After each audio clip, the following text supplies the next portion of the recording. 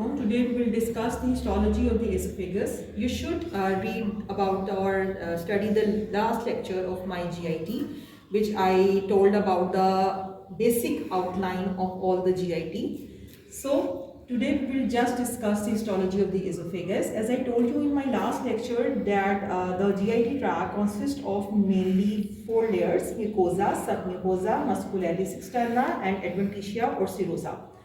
Firstly, we will discuss the mucosa of the esophagus. It consists of epithelium, lamina propria and muscularis mucosae.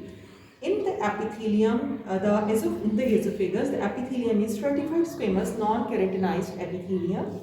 But in the lamina propria, you will find the cardiac glands, which are mucus secreting glands. Lamina propria, as you know, it is consists of the connective tissue fibers with blood vessels and the nerves and the lymphatics. But in case of the esophagus, which is close to the cardiac junction of the stomach, then you will also draw the cardiac glands, which are mucus secreting glands.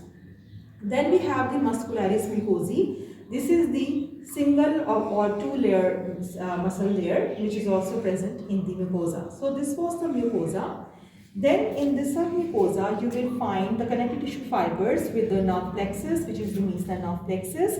But in addition to different structures which we studied in the last lecture, the submucosa of the esophagus especially have the esophageal cardiac glands. These are again the mucus secreting glands which are present in the esophagus.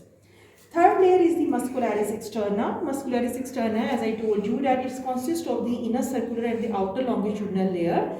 But in case of the esophagus, there are some differences in different parts of the esophagus.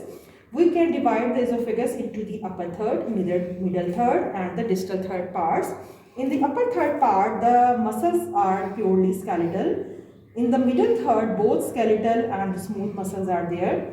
And in the distal third, purely smooth muscles are present.